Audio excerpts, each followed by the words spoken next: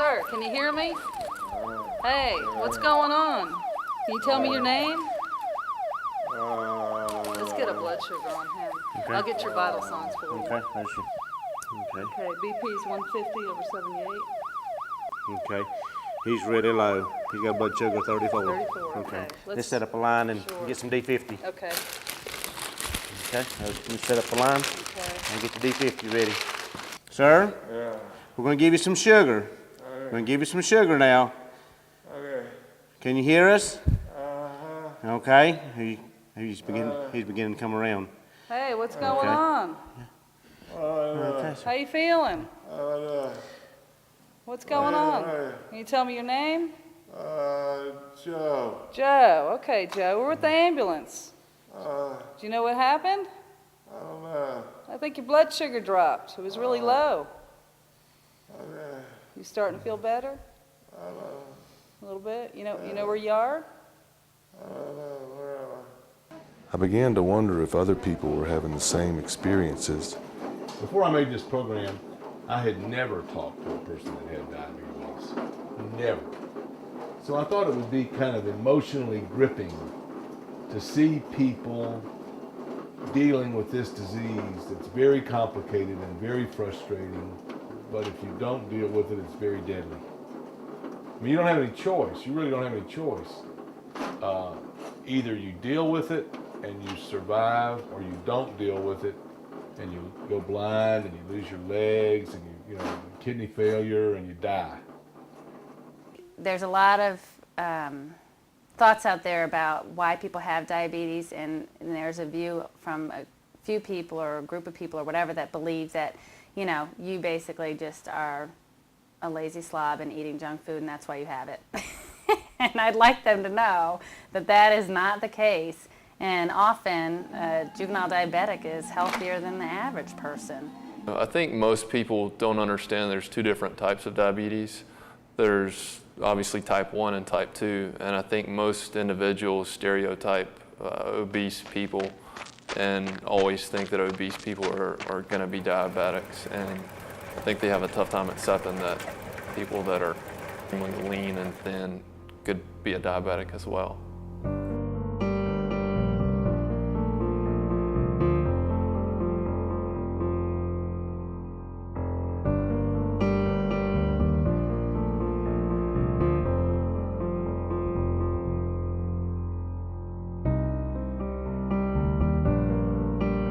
They think a virus might be involved in attacking your islet cells and destroying them in your pancreas.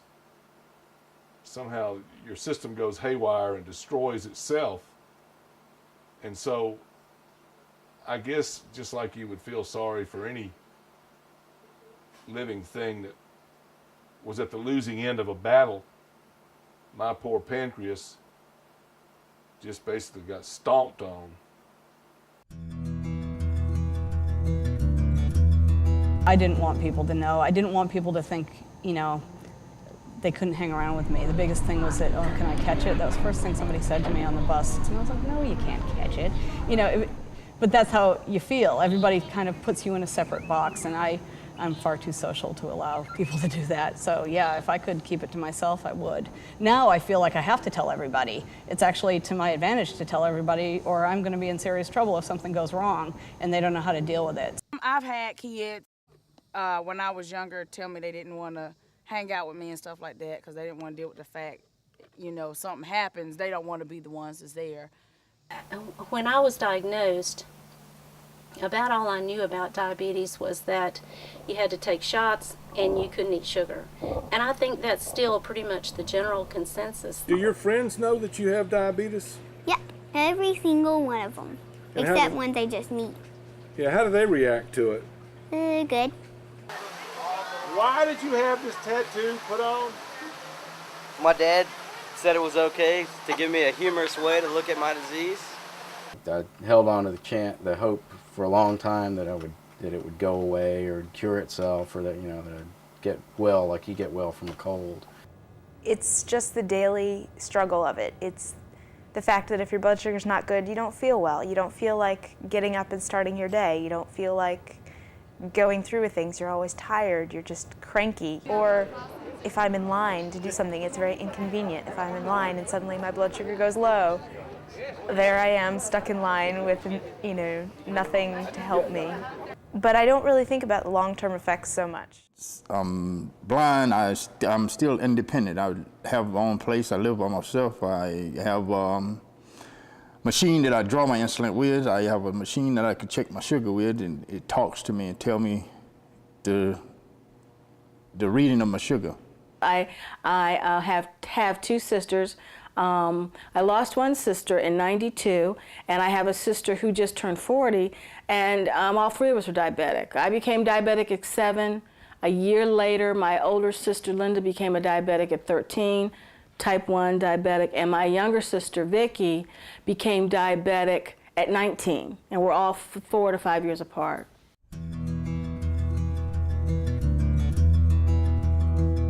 Joe, the first time we knew that you were in really desperate trouble was when we got a phone call from a mutual friend of ours who had gone by your apartment early, as I remember it, early on a Saturday morning.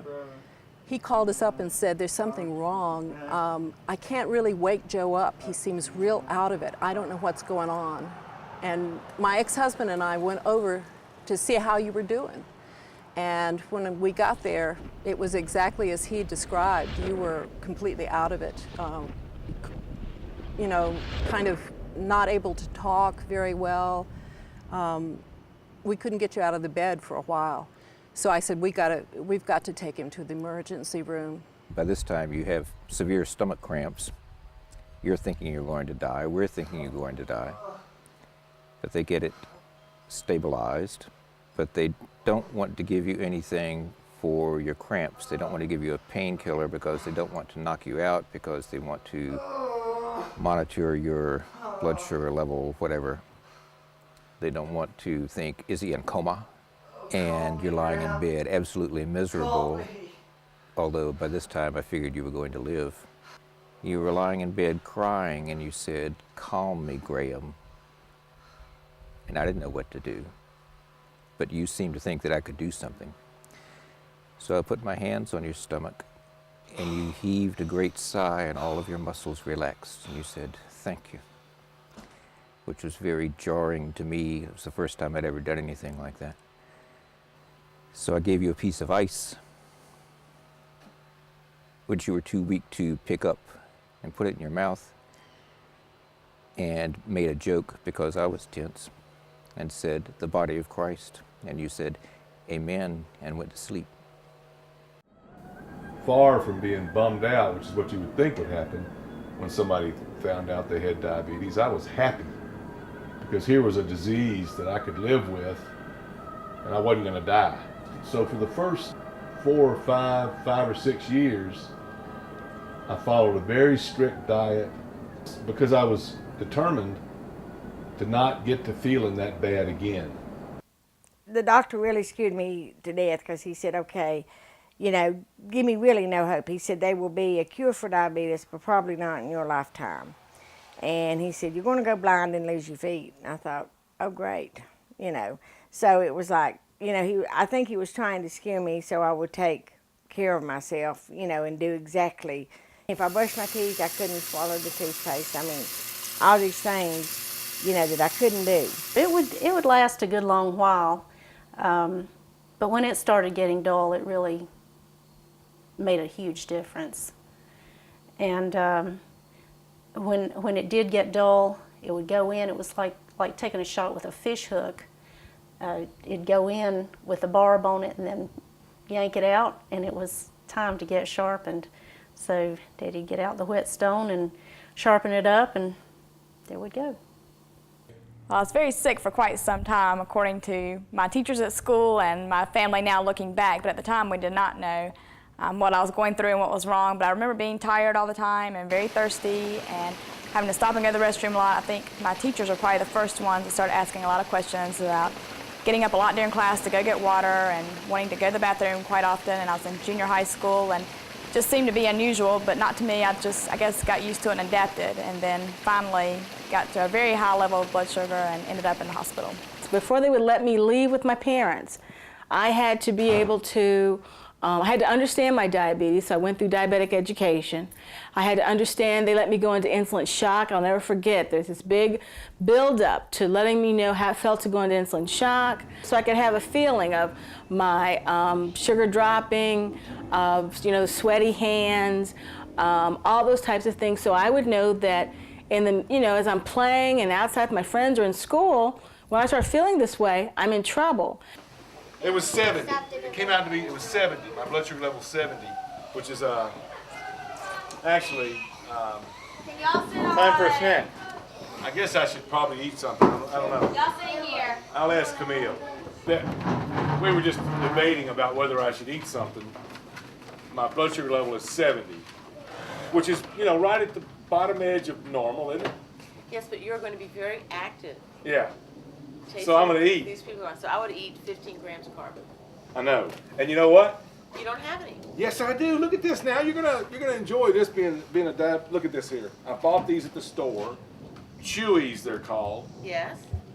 And 15 grams of carbs in every one, every Chewy. Clap for Mr. Yeah.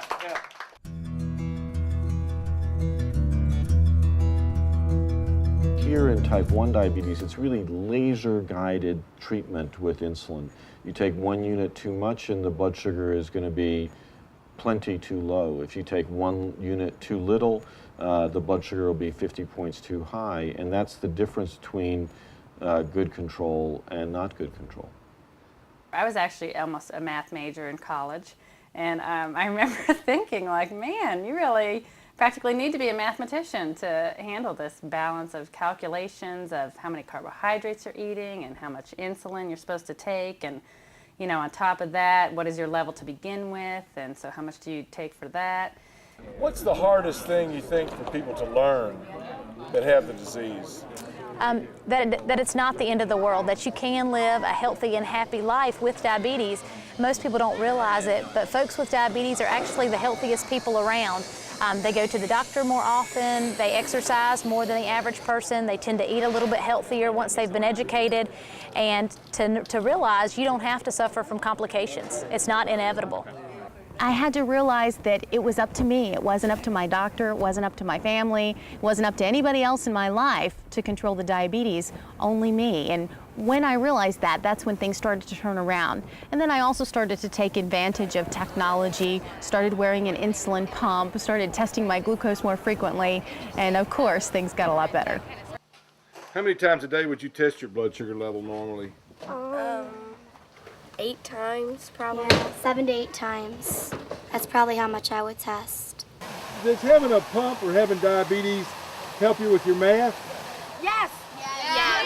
It really does! I had a B in 5th grade and I've had A's ever since. Yeah. Oh, yeah. I think it really helps you learn how to, like, take care of yourself. Yeah, responsibility. Take care of yourself, and you start out learning how to take responsibility of yourself when you're a lot younger than most people learn. Yeah.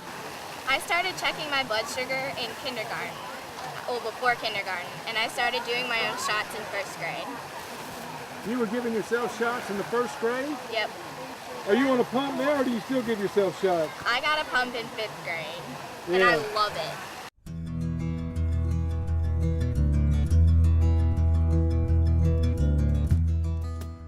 When I first started doing this program, I had no idea that I would be changing my whole approach to the disease. I've never been that influenced before by a program I was working on. It's a little frightening to think that I'm going to be hooked up to some kind of a machine in just a couple of days, and I'll have to wear that thing every day for the rest of my life. So I'm glad I'm doing it. I mean, it's the right thing to do, I think, but I'm still a little frightened by the whole idea of being hooked up to some kind of technological device. It's a little too Star Wars-ish or something for me. In comparison, the way that I've been taking care of myself is relatively primitive, but it's something that I'm completely in control of, and the pump is something that's out of my control to a kind of frightening extent. Did you get it? 64. Yeah, 64, so it's a little bit low. Yeah. Well, that's okay. I'll just, can I eat here? Yeah.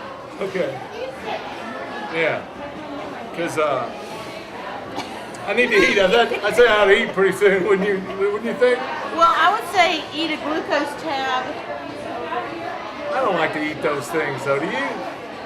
Well, there's also, if you don't like what's on the menu, there's a table and you can get fruit and a salad and other stuff. This is great. I love bananas. Oh, yeah.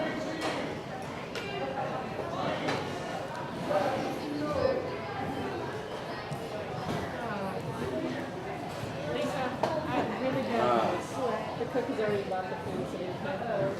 That's okay. We'll just put a bus right next to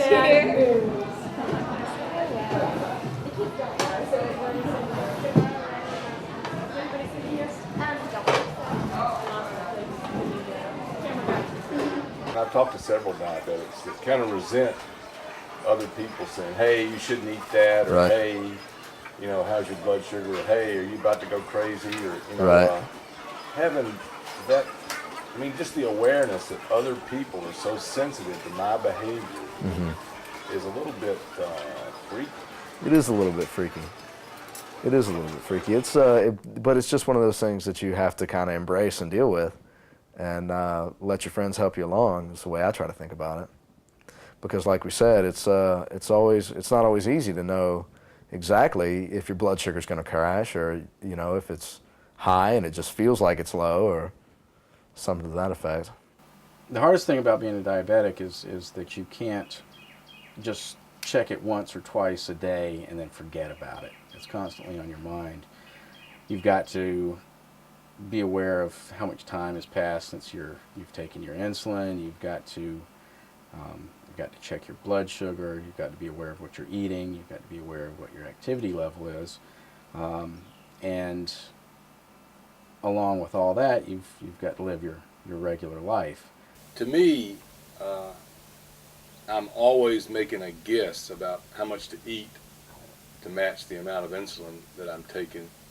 And it's a little bit disconcerting that there's really no margin for error. Right, right. The thing that's so annoying to me and frustrating is that diabetes is so predictably unpredictable. You can do the same thing every day and eat the same thing, and it reacts differently every time. You know, some people are very easy to control, and you look at their blood sugar logs and they always look great, and you look at their weight and it's where they ought to be, and their glycosylated hemoglobin is 6.8, and you know, everything's going absolutely wonderful, and they're not working very hard at it. And there are other people that are really, you know, they're checking their sugar 4 times a day and adjusting their insulin. They may be taking insulin 4 times a day, and you know, it makes absolutely no sense when you look at trends and things. Everybody is different, and some people are a lot harder to control than others. If I need to drop my blood sugar 50 points, I take 1 unit of insulin. And I can take, you know, I've got a formula where I can figure out how much I want to drop it. It'll tell me exactly how much I need to take. The only bad part I find about diabetes is having to, just the repetitiveness of it, just having to put in the site every 2 days, and that's not so bad. It's just when I'm tired it really gets to me. But other than that, I like having diabetes. I'm the only one in my school with diabetes, so it sort of brings me out more, I guess. If your sugar is low and you don't got any food, then that's bad. You might as well just look for anything that you got for sugar, but don't run and use a lot of energy to do that, because you'll just drop lower. I don't think there's any childhood illness quite like diabetes, and there's certainly not one that requires such diligence and regular monitoring and care. Testing of blood sugars can take place, or should take place for children with diabetes, anywhere from 4 to 10 to 12 times a day. And the school prohibit, or until recently in our state, the school prohibited that kind of care from taking place. In fact, they even criminalized diabetes by saying that if children were caught with needles and drugs such as insulin on their person, they could face severe consequences, even arrest. One of the things that I do, one of the ways that I react when people say won't let me eat or won't let me do what I do, I say, okay, look, here's the deal. Either you go ahead and call 911 right now because I'm going to be unconscious pretty soon, or you let me do this. That's basically what I told my son when he started high school. I said, ignore the rules, do what you have to do to take care of your diabetes. I want you to eat, I want you to take your insulin, I want you to check your blood sugars. You do it wherever and whenever you need to. And if you get into trouble, we'll deal with it. If you get arrested, we'll deal with it. If it was 30, what would you do? Gets a lot to drink and a lot to eat till my sugar at least gets to like 130. What if it was 300, what would you do? No. Take insulin. Has your blood sugar never been 300? My sugar's been a lot higher. Oh, really? It's been 500 and something before. Wow. That's the highest it's ever been, and it seems like it was on Valentine's Day. One child I know in another state had her insulin pump ripped off of her body by an assistant principal who thought it was a pager. How many times a day do you give yourself an injection? Anywhere from 4 to 8 times a day. Usually depends on my food cravings. You've been known to give yourself 8 injections a day? Sure. Now why? Guess because I try to stay under tight control. If I wasn't trying to stay under tight control, I probably wouldn't give myself so many injections. Then every now and then you get a hankering for foods you shouldn't be eating. Different foods do tend to have different results in terms of what happens to your blood sugar after you eat the food. But for the same food, it can also depend on what you're eating that food with. So the same food, if you eat it in the context of a high-fat diet, might have a little different effect in total in terms of what your blood sugar is. Not necessarily because that one food is acting differently, but just because what your body sees is not necessarily one food at a time, but it sees the meal that you ate. And things like having fiber in that meal can make a difference. Everybody should be eating the way people with diabetes eat. If they want to be healthy, just keeping track of what you eat and when you eat it and why you eat it and how you eat it. People don't think enough about why they eat or what they're eating. They just cram it in their mouth. It's a thoughtless response to stress or something. It's just stuff it on in there. I usually carry some sugar source, usually candy. That's not what doctors recommend. They recommend you buy the prescribed little lozenges that have the glucose in them that are measured. But I just buy a bag of Jolly Ranchers or Starburst or something like that. And I keep a baggie full of those in my purse all the time. And I always try to remember to have money for the Coke machine in case I have a need for a Coke. Well, I don't get to eat that kind of stuff normally, and so when I do have a chance to eat something like that, I'd rather eat something, that was tasty rather than eat a prescription glucagon or something. Yeah. You can see it. Look at that, almost perfect, 98. I'm what they call a good diabetic. What's perfect? 100. 100 is perfect. So I'm, and I'm willing to admit, I've always said that about myself, I'm almost perfect. What you have to do, the tricky part of having a pump is trying to figure out how many carbs you're eating. And a lot of times, I'm just taking a wild guess, like, look at this, what would you say? I mean, you figure it out. I've got grits here. Well, I think that's probably about 15. One serving of starch is basically about 15, depending on the starch. So I could go with 15 for that. Eggs are nothing. Sausage is nothing. This biscuit here, that's a big old mama right there. Look at the size of that sucker. And I've got jelly on it. They didn't have low sweet jelly. They didn't have low sugar jelly, so I had to put regular old sweet jelly. So I'm gonna go, you know, a normal piece of bread, just a regular old piece of bread would be like 15. So there's essentially 2 pieces of bread, top and bottom, so that's gonna be 30. But these are big mamas with a lot of stuff in them, so I'm gonna go with maybe 40. And then sugary jelly would be 15, 55. I might go with 60 for this sucker. That's just a daggum guess, though. I mean, you know, 60. It could be 40. It could be 80. 60 is what I'm going to go with for that. And 15 is 75. You know, I ate Oreos for breakfast. You know, I do what I want to, and I don't fluctuate my insulin that much. I just stay active and keep it under control that way.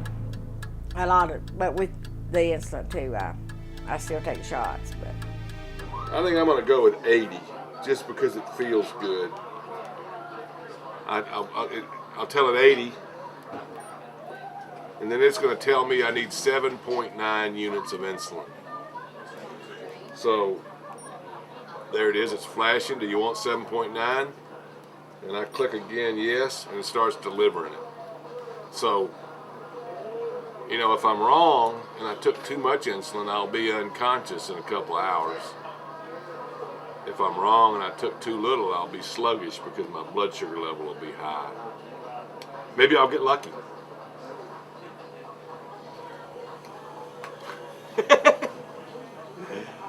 Let's eat. you know, I think stress has a lot to do with it, with your sugar going up and down. I think, and in my experience, the stress has more to do with it than really what you eat, to me. If I get stressed out, if I get, excuse me, sick or something, my sugar will go sky high. Are there any advantages that you can think of to having diabetes? Sure. I sure know a lot about what's going on in my body. I know how fast I'm going to metabolize this sugar, that piece of bread, or that fruit. I think a lot more so than a lot of people realize when they eat something. I'm very aware of my diet, exercise, how much that's going to affect or change my blood sugar. Let's see, and the preparedness factor. I feel like I'm always thinking about, you know, on these different levels, okay, well, if I go here, I'm going to need this. If I go here, I'm going to need this, this, and this. And so I think that's an advantage.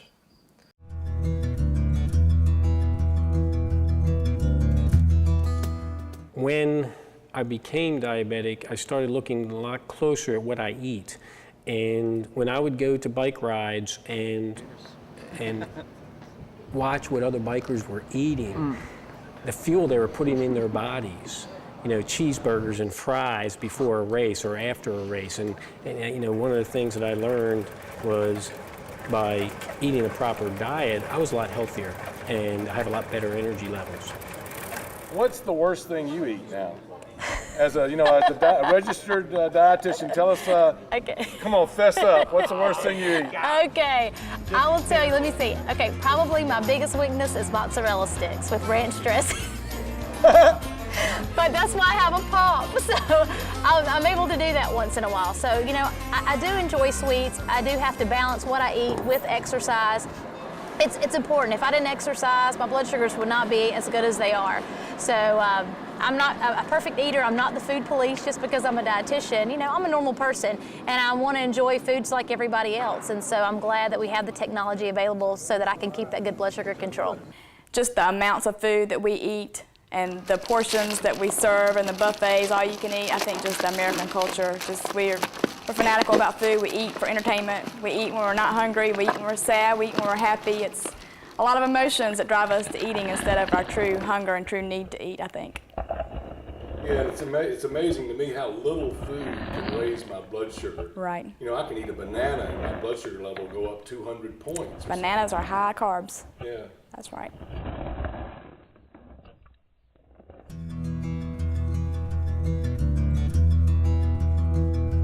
You know, a normal blood sugar is 100, and a blood sugar low enough to make you sweat is 75, and a blood sugar low enough to make you die is 25. And the difference between the right dose and a lethal dose sometimes is 3 units, or just 20 or 30%. Does low blood sugar feel the same to you pretty much every time? No, it's very different. Sometimes it'll come on real fast, and it depends, there's so many variables, what I've eaten today, what I've eaten yesterday, the day before, the activity I've gotten, how much insulin I've taken, this, that, or the other. But sometimes it's very fast and very sudden and very severe.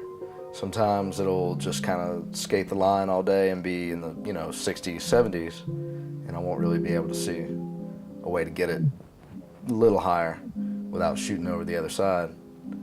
But no, it's definitely not the same every time. It's like, and that's one of the hardest things to manage about it, is you don't feel exactly the same every time. The symptoms aren't the same. Sometimes you sweat like a horse, and sometimes you don't sweat at all. Sometimes you shake, sometimes you don't shake. Sometimes you're able to think, sometimes you're not able to think at all and not able to put things together, and you don't even realize that your blood sugar's low. And sometimes you do. One night I spent the night at my cousin's house, and I didn't know it, but my infusion set had come out during the night. And so when I woke up the next morning, my blood was HI, and we went to the doctors, and I started throwing up, and they still didn't know it had come out. So they had to send me to the hospital, and I was in there like all day. It's really just more uncomfortable when it's high. I'm irritable, cranky, don't feel good, low energy. But no, it's never gotten to the point where, it gets so high that I can't stay hydrated and I'm throwing up and can't keep anything down. It's never happened like that. Sometimes when I get sick, it goes really high and I have trouble getting it down. Other times it goes really low, and when it's low, I have more problems than when it's high.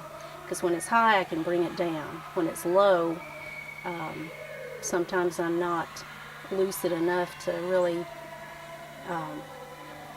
to drive and to take care of things that are supposed to be taken care of. I would describe low blood sugar as imagine a drug that you've never ever taken before, and you've just taken a lot of it, and so now your head's swimming, and maybe the whole world makes sense for just a few seconds, and then nothing makes sense. You're not able to put together logical progression type things like like chairs and tables. You just stare at them and you don't understand what the purpose, function. And I think when you get to that point, it's when you don't even realize that your blood sugar's low. You're just off in your own world, and you're just out there. And that's when somebody should hopefully, or would hopefully, intervene and say, hey, you okay? You need to eat something. And most of the time when somebody, if I get to that point and somebody says, hey, are you okay? You need to eat something. I say, I'm fine. Get away from me. When I go unconscious, it doesn't bother me that much because I'm unconscious, So what? But the other people around me, it freaks them out because, for one thing, they don't know whether I'm going to come back or not. I come back pretty reliably. Go ahead and feed me, and in 15 or 20 minutes, I'll be popping back into reality. One time I was in the bathroom at dinner somewhere, giving myself my shot and all before we had dinner, and this lady, I suppose, thought that I was doing heroin or something, but they called the cops and the police busted in and asked me what the heck I was doing, and I was like, I have diabetes, I'm just giving my shot, and I had to show them some verification and all that I had diabetes, and then they apologized and left me alone. I'm pretty sure she felt like an idiot. It's bad enough to have to take the shot, but then for people to feel like you're some kind of scum, some kind of drug addict, some kind of criminal, that adds insult to injury, really. And I took a shot and I broke the needle off and I capped it and I threw it away, and then one of the custodial people, and I recall this because I had a full trash can that day, so obviously the custodial people found it necessary to go through my trash and found a syringe. And so instead of talking to me, he calls the bloody campus police. You know, one day I get a call from this person and he says, I'm Officer so-and-so, and you know, a syringe was found in your trash can, and we're sending it out for analysis right now, and do you want to tell me about it? And my first impression was, my first inclination was to say, no, I don't want to tell you about it. But I said, okay, what do you want to know? He said, why is that syringe in your trash can? And I said, well, see, I'm a diabetic, and generally, if I need to take injections every once in a while.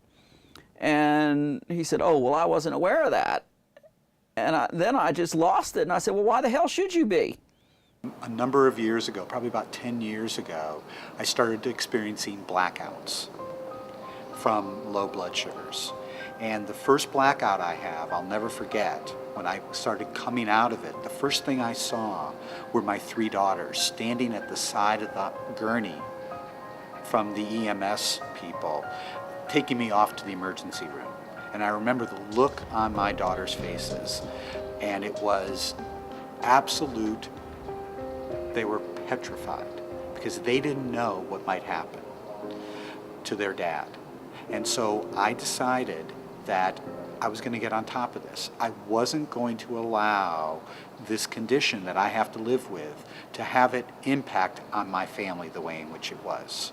The best we can figure is I went to bed that night, got up the next morning, and my sugar must have been low, and because I had already put, and I woke up because I had my breakfast and stuff laid out. And my brother said when he went to the apartment, I'd taken about 2 bites, but I must have just fell out right there while I was eating my breakfast. And the carpet in my apartment was really rough, and I'd rolled around on it, and I had scabs all over my face, all over my hands and legs, and it looked like I had tried to get to where our telephone was. So I may have been coming in and out of consciousness trying to do that or something. I really don't know, but the first day, my cooperating teacher, he said, you know, this being a college guy, he figured I might just gone out and had a good time the night before and decided not to come in. Well, the second day, he knew me well enough to know I would have called by then, so he got the cops involved, and they come to my apartment and got in, and they found me laying there after about 36 hours. They airlifted me to Charlotte then, and I stayed there, I guess, a week and a half maybe, but when I woke up down there, I know they had a dialysis tube coming out of my leg, and I had lost about 40 pounds of muscle and just body weight, and I was a lot skinnier. Has anybody ever been able to explain to you how you could have survived 36 hours unconscious like that? Well, every doctor said, the doctors told my parents, they said, you know, they prepared them for the worst. They said, I think from what I understand, they told them I wouldn't make it. If I did, I would have so much brain damage, I would never be normal. And I'll be honest with you, to me, it's a miracle. It's my poor child, my son, Zachary, had to run down the street one night, and it was dark, and he was trying to figure out how to get to his dad, who was at his night job at the time, and there was no way he could have walked far enough to get to his dad at his job, but, you know, a little child does the best he can with what he knows, you know.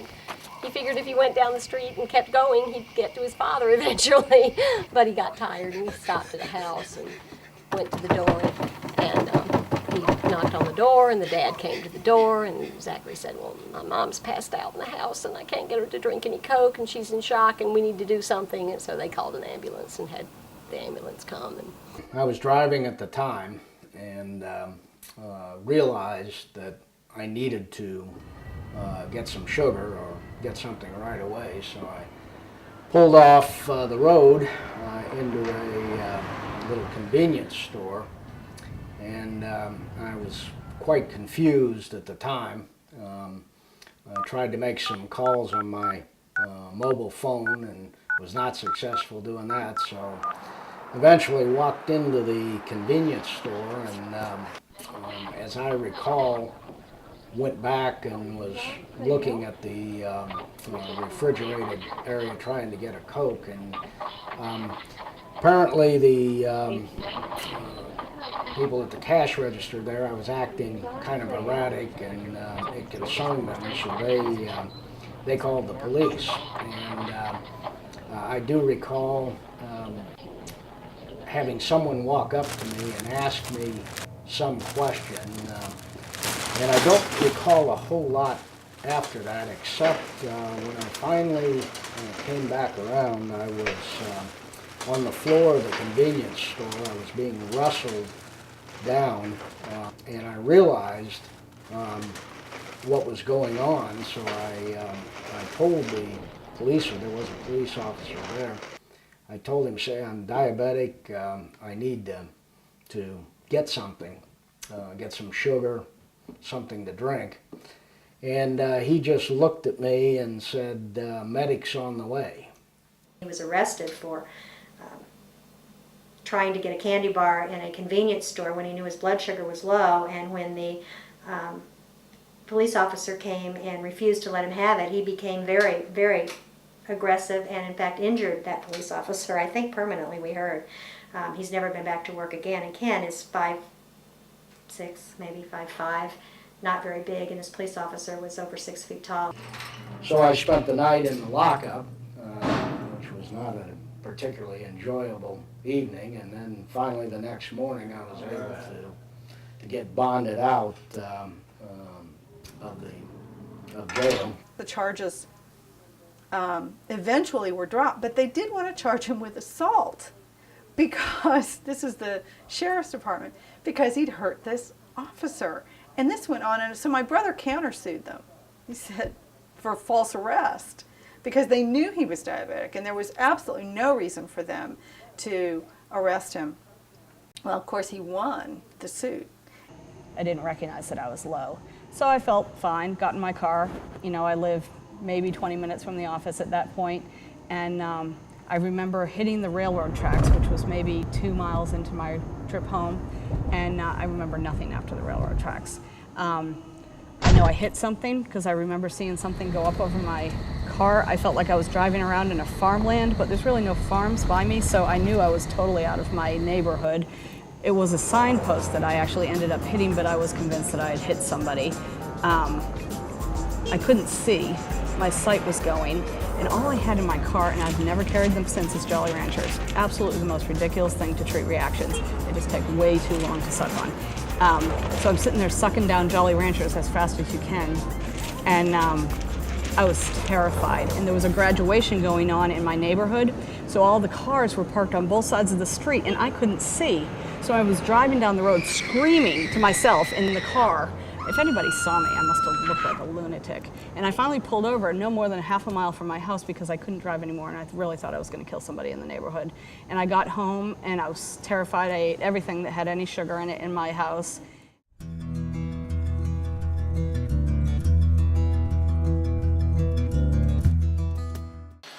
You know, if you have high blood sugar regularly for a number of years, that's when you're going to start having problems with your kidneys failing, with your eyes going blind, with your feet, you know, becoming infected and having to amputate your feet. Those are the things that happen to diabetics that have had high blood sugar for a number of years. There's always something that weighs on your mind. You know, as I've aged with this disease, I've gone from being scared of daily things like low blood sugars and unconsciousness as a result of low blood sugars, to more long-term things like long-term complications of diabetes and losing my sight, my vision, neuropathy in my hands and feet and things like that, that I really, frankly, work really hard to prevent. I don't think it's infected right now. I've been to the doctor, but can you see that? It's getting red right there. So I'm going to the doctor again tomorrow because it could be getting infected. I mean, it looks like it might be getting infected, and believe it or not, little simple injuries like this have indeed resulted in diabetics having to have their leg amputated because infection sets in, they can't get rid of the infection, and it's kind of all over. So I'm a little concerned right now. When I was 6 years old, they told me that I would have 10 good years and that after that I could expect blindness and kidney failure and then ultimately death. And, you know, I was looking at the age of 6 at having a lifespan to the age of 16, and that was it. And I'm now 47, so I'm grateful. Every birthday that comes around, I think how lucky I am that I came along when I did. This was infected, and it looks better now. Oh, You know, it looks, the infection's gone, I It think. looks much better now than it did before. Yeah. And again, you know, if you weren't diabetic, almost certainly you wouldn't have gotten the infection. Managing diabetes well requires constant vigilance and maintaining a close relationship with a variety of health professionals. In addition to my general practitioner, I regularly see an ophthalmologist, an endocrinologist, a diabetes educator, a podiatrist, and a dentist. Many diabetics also see a nephrologist and a cardiologist. But why would a diabetic get an infection easier than a non-diabetic? Well, probably 2 or 3 reasons. One, the high blood sugar, you know, is almost a culture medium for bacteria. Okay.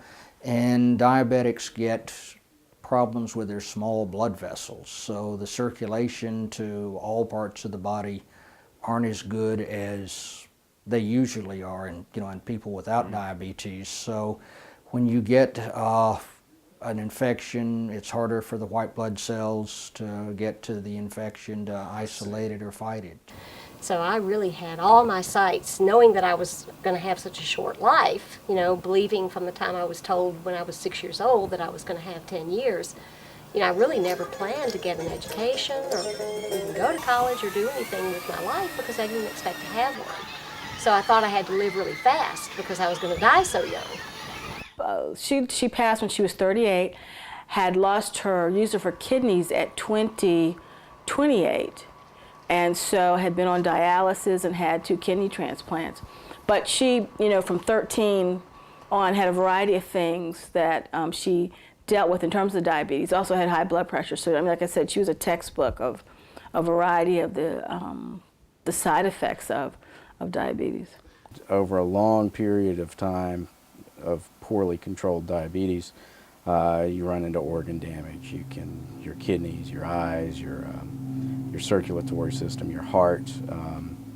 I have experienced most of those problems. I've got problems with my kidneys. I've had laser surgery in my eyes. I had a stroke. So you can get into some big problems if you neglect it. I lost 2 sisters from diabetes. My mother and father both lived with the disease, and you know, I had tragedies in my life, and that's why I focus all of my efforts and all of my energy as far as charities goes to trying to find a cure for that disease. I have a friend right now who has had a toe removed, and it's going on into the other part of his foot, and you think that he would follow his diet? No, he's just so stubborn, he will not follow it. It was just too much gray in my life, and it had no reason to be. Very wonderful environment, family, job, that type of thing. So got on the pump, and I must tell you within a week, maybe a day, I think what psyched me out the most was that I wasn't taking shots. Now, okay, psychologically I did. You know, you have to stick yourself every 3 days to get this thing into you. But I've been taking shots every day of my life since I was 7. The thing that I love about the pump is I control myself. The insulin doesn't control me, I control the insulin. It gives me such a sense of freedom. No more depression. I mean, don't even feel those kind of angst anymore. Very positive. And I say to people, it has been life-altering, not just, you know, good. One doctor did suggest I not have children because, in his words, it would pollute the gene pool. There again, that was another scary thing that I was told when I first had diabetes, that, you know, if I have a child, that it's going to be, have a big head, it'll be a Jolly Green Giant, it'll be a hard delivery, it may die, you know, so I was scared completely. I had a very good endocrinologist and obstetrician who was trained in managing diabetic mothers. So I have a healthy, wonderful child who is almost 24, and she Has no signs of diabetes, of course, now.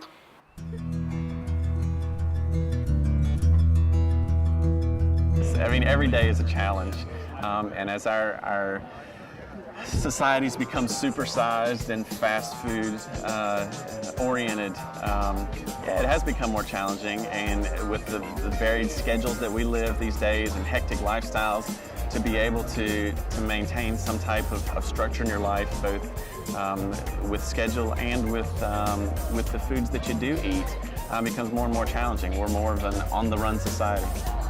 You can't let up on diabetes for a moment, or you lose control and the disease controls you. That people with diabetes are absolutely able to do anything that people without diabetes are able to do, as long as they take control of their diabetes and take control of themselves. We should be working towards developing maybe an artificial pancreas of some sort, or islet cell transplants, or some other method to essentially cure patients with diabetes. Well, our goal is to take this type of technology, have a sensor like this about the size of a key fob, about this size, that will be on subcutaneously, that will read blood sugars, send it to the pump, and the pump itself will adjust the insulin, okay? That's external, artificial pancreas. We also have R&D working on implantable artificial pancreas type products that are going along pretty well. 8 years ago, I had a pancreas transplant, which has effectively cured me. I've taken no insulin in 8 years, and my blood sugars have always been, every time they're checked, they're around 80, and it's just been really a miracle. I mean, it feels like a miracle to me. Most people aren't going to experience a pancreas transplant, though, I don't think, going forward, because they're not enough, and it is severe. And I think it's not going to be necessary, because I really believe that there are going to be medical advances that are going to enable people with diabetes to have a better cure. Islet cell transplant is in the research stage at this time, so we are looking very closely at risk and benefit for those patients. We do not want to do any harm to anybody. Therefore, right now we are looking for patients who do have hypoglycemic unawareness, which means their blood sugar drops and they cannot tell.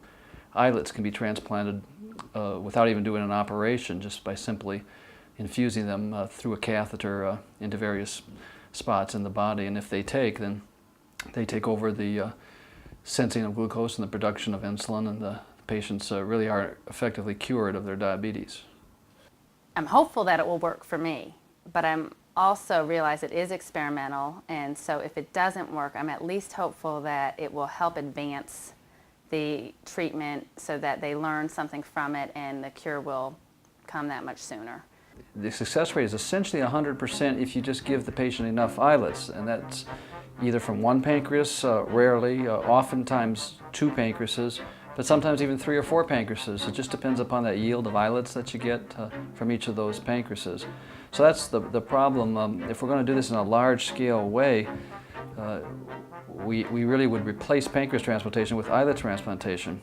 But there are still hundreds of people waiting for pancreas transplantation, and from each pancreas that we take to the operating room and use for a solid organ, we get 1 patient off insulin reproducibly. The islets, probably on average, it's probably 4 pancreases we have to process before we get 2 good yields to get the average patient off of insulin. You know, even if they got islet cells as a transplant to work for people 100% of the time, there's just not the supply there. So, you know, I do think stem cell is the route to go to try to find a cure. So I don't want patients to think that islet transplants are going to be available to everyone with diabetes next month or next year, or even in the next 5 years. It's really going to be more of a 10 to 20 year program, I think. So we're really in it for the long haul, and we really need a lot of support for this basic research that's going to drive the results to the clinic probably 10 to 20 years from now. I think the prognosis for people who are basically living well with diabetes today is excellent. They can live out a normal lifespan with really no severe complications. A lot of people are walking around every day with diabetes and don't know that they have the disease. So, I mean, we encourage anybody who have a frequency of using the bathroom or have blurry vision to go and get yourself checked out, because it may not just be that you drank too much or your eyesight is getting bad. So definitely go get checked out. Doing this program has definitely made me feel a stronger kinship with people that have diabetes. It's such a strong kinship, in fact, that it's made the program a struggle to complete because I'm a little fearful of letting them all down.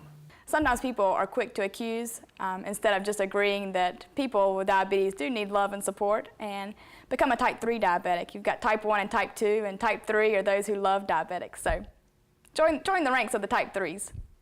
Does it bother you to be called a diabetic? Well, I feel like I'm not an ick. I'm a person who has diabetes.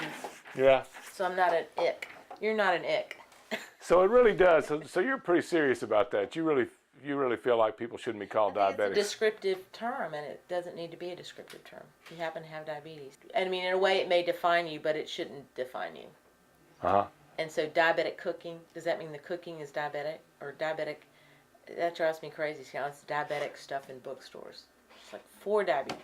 Did I tell you why I started saying that?